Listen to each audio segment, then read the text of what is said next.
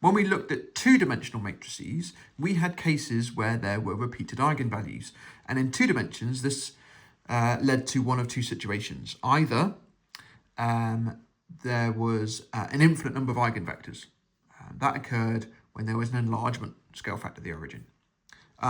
Or we found that there was only one eigenvector, and that corresponded to shears, for example.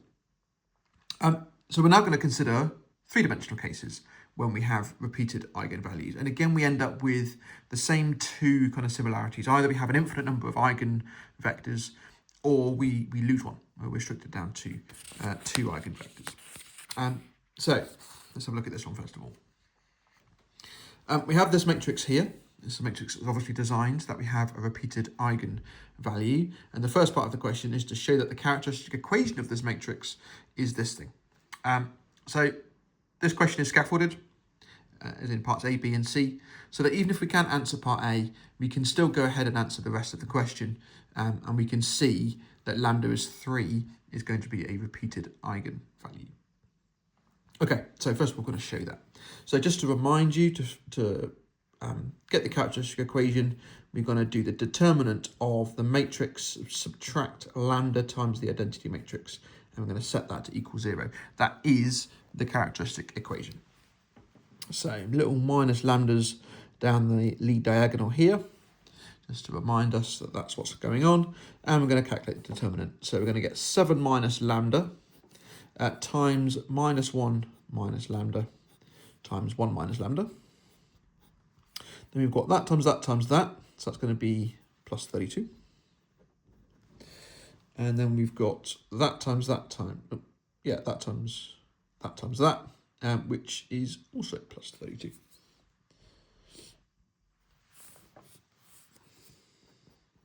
Okay, in the negative direction, we're going to have subtract 7 minus lambda times 8. Then we're going to have subtract minus 1 minus lambda times minus 8.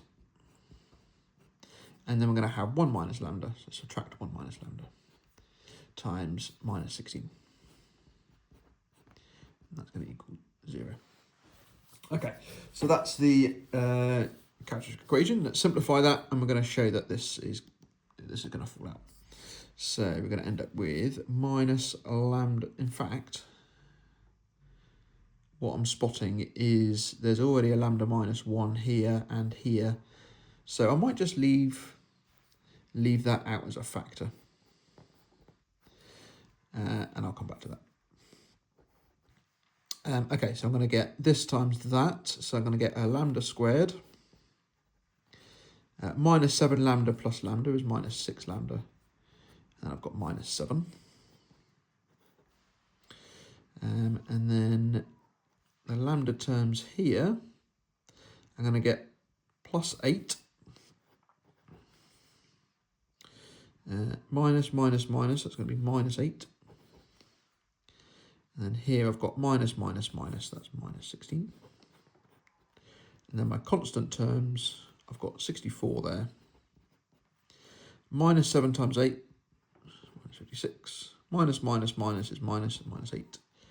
And minus 1 times minus 16 is plus 16. Set that equal to 0. Okay, right, tidy that up. We're going to get in fact, I'm going to pull out minus lambda minus 1 into that because then that is set up there, ready to go. Leave the lambda squared minus 6 lambda minus 7 alone for a minute. And then minus 16 lambda. And then I've got 64 minus 56 is 8, minus 8 is 0, plus 16. We can see that I've got a lambda lambda minus 1 factor here. So I'm going to say minus lambda minus 1 times 16. There's that bit there. And now I can see that I've got a minus lambda minus 1 in both of my pieces, which I expected because that was up here in the question. So minus lambda minus 1, and then the quadratic that's left is lambda squared minus 6 lambda minus no ordinary lambdas. So minus 6 lambda, and then I've got minus 7 plus 16, so plus 9 equals 0. And then I can factorize that quadratic. So minus lambda minus 1, and that is lambda minus 3 squared, as required. Okay, there are obviously other subtly different ways to do that. You can multiply out the full cubic and then factorize. You can multiply out the full cubic and then show the roots. The roots agree, therefore the polynomials are the same. Whatever, it doesn't really matter. But that's the way I chose to do it. Okay, right, we're going to find an eigenvector which corresponds to the eigenvalue 1. So the eigenvalue 1 is an eigenvalue which doesn't repeat. This is a singular eigenvalue. So we're just going to treat this as we would any other eigenvalue question. So we're going to go back to the matrix and subtract 1 on the lead diagonal. So we're going to get 6 minus 2, 0 down our lead diagonal. And then all the other numbers are the same. So we've got 4 minus 2 minus 4, 2, 4, 4. Okay, so we've got 4 minus 2 minus 4, 2, 4, 4. Set that equal to the 0 vector. If you're unsure of what I'm doing, then I do encourage you to check out my previous video, which looks at calculating eigenvectors of 3x3 matrices. So jump into equation mode, simultaneous equations with 3 unknowns, and we're going to punch in these coefficients. So 6, 4, negative 2, 0, minus 4, minus 2, 2, 0, 4, 4, 0, 0. And infinitely many solutions, which is what we're expecting to see. And the eigenvector is given by these values here. So we can choose 1 for z, and we end up with, say, 1, minus 1, 1. Okay. Any non-zero scalar multiple of this will give you a valid answer, but this one is probably the best one. Okay, perfect. That's an eigenvector corresponding to eigenvalue 1. Okay, the second part of the question, or third part of the question even, show that for this vector here to be an eigenvector corresponding to lambda is 3, then we require v3 to equal 2v1 plus 2v2, hence state 3 non-parallel vectors for lambda equals 3. Okay, so back to this matrix here, and what we're going to do is we are going to plug in lambda is 3 into this matrix. So we're going to get 4 minus 2 down our lead diagonal. Okay, so that's plugging in lambda is 3. All the other 6 numbers stay the same, so we're going to get a 4 there, a minus 2 there, minus 4, 2, 4, 4. And what we notice in this case is that now each of those rows is a multiple of each other. So actually, when I times this by the vector x, y, z, and I set that equal to the 0 vector, then what we'll find is that all 3 of those planes are actually the exact same plane. And we'll end up with 4x plus 4y equals, minus 2z equals 0. So whichever line you take, you get that plane. So this tells us that z is going to equal 2x plus 2y, or if you like, based on the question, it said the eigenvector was v1, v2, v3. I just use x, y, z. v3 equals 2v1 plus 2v2 as required. Okay.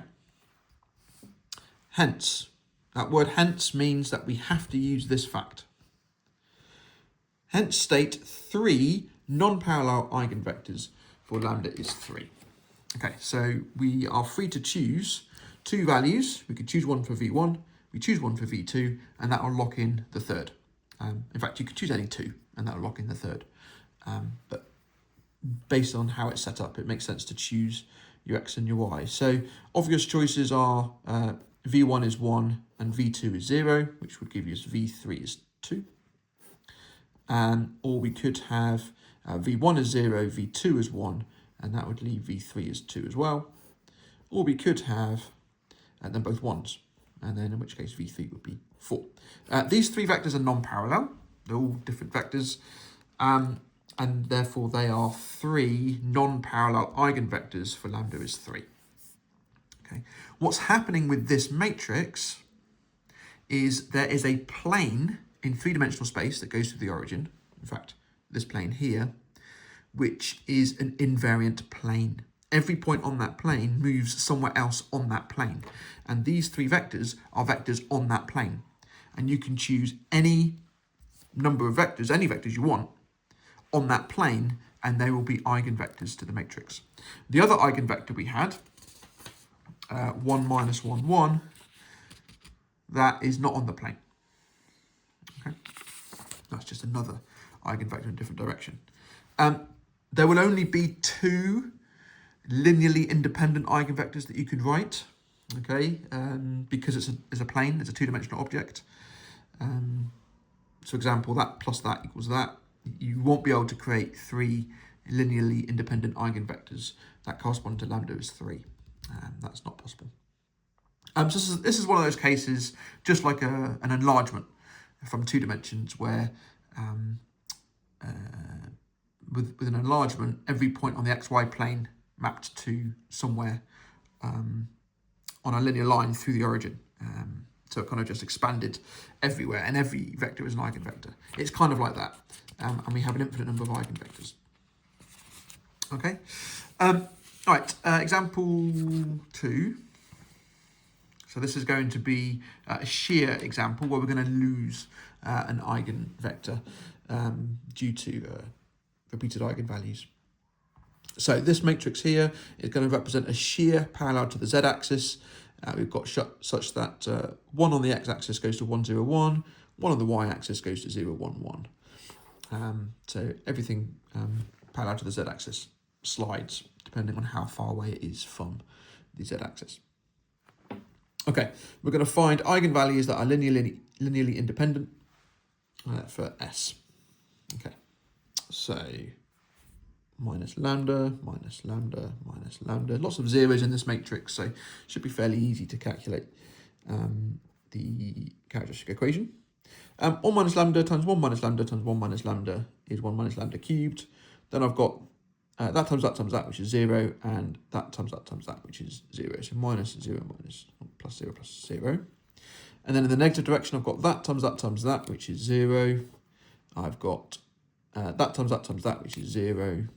And then I've got that times that, which is 0. So everything is a 0, except for that lead diagonal product.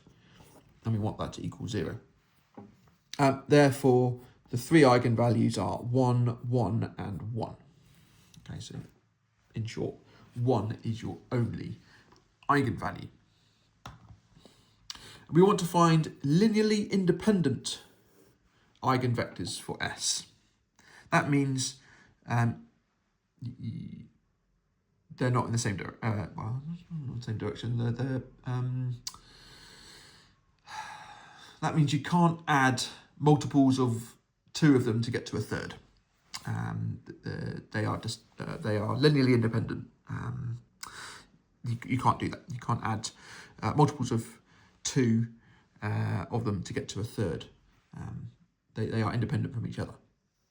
Okay, that unlike these ones, these are linearly dependent. Those 2 are linearly independent because I can't add a multiple of that to get to that, and I can't add a multiple of that to get to that. Those 2 are independent, and those 2 are independent. But the 3 of them together are not independent because I can add a multiple of that, and I can get to that. Okay, that's what it means to be linearly independent. Lambda is 1 is the only eigenvalue, so we're going to plug that into this matrix up here, and we'll end up with 0, 0, 0, 0, 0, 0, 1, 1, 0 multiplied by our eigenvector is equal to 0, 0, 0. It's just interesting to see what the calculator will kick out if I try and plug this in. Might not like it. We'll see. I've not actually done this. Okay, Oh, infinitely many solutions. All right, and we've got 2 free choices. Z is anything, Y is anything, and then X is in terms of Y. Okay, cool. So it does actually give the answer, and you're free to choose 2 numbers. Okay, let's just show the maths of that. We'll end up with the top 2 equations are always true. 0 equals 0, 0 equals 0. And the bottom equation, we're going to get X plus Y is equal to 0. So as long as those, well, that bottom equation is upheld, then this will work. Okay, so we're free to choose Z, that can be whatever we want. And then we're free to either choose X or Y, but in choosing X or Y, that will lock in the other. So for example, if I choose X to be 1, that locks in Y to be -1. So because I've got 2 choices, I'm free to choose Z and I'm free to choose, say, X, then I can create 2 eigenvectors. Can't create 3. Even though there's 3 eigenvalues of 1, I can only create 2 linearly independent eigenvectors. So I'm going to choose X to be 1, and Y will therefore be -1, because that gets locked in. And then Z, I'm free to choose whatever I want, so 1. And let's choose X to be 0, which means Y is 0, and then Z is whatever we want, 1, say. That's it. That's 2 eigenvectors. And they are linearly independent because you can't multiply one to get to the other. Just to show you that I can't create a third one, let's choose, I don't know, X to be 4, so -4, and then Y will be -4, and then Z, we can choose whatever we want, so let's go with 3, whatever. These 3 vectors are not linearly independent because there will be a way to multiply multiples of this and add multiples of that to get to that. So for example, I could do 4 times this one. So 4 times 1 minus 1, 1. That's going to give me the 4 minus 4, which I want.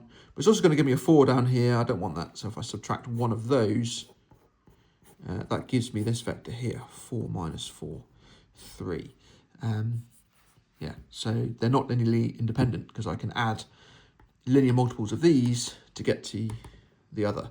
And whatever value I choose for X and whatever value I choose for Z, I will be able to do that with these 2 vectors. So yeah, I can't choose 3. I can only choose 2.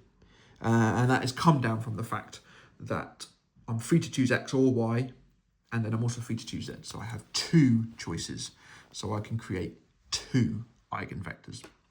All right. So yeah, that's what happens when you have repeated eigenvalues in 3 dimensions. It's either going to be an infinite number of eigenvectors, and you can create your 3 linearly independent eigenvectors, like we saw with the first example, or we lose that. And this one, for example, we can't have 3 linearly independent eigenvectors for this matrix. It just doesn't exist. All right. Cool. Right. Thanks so much for watching. We're almost at the end of matrices now.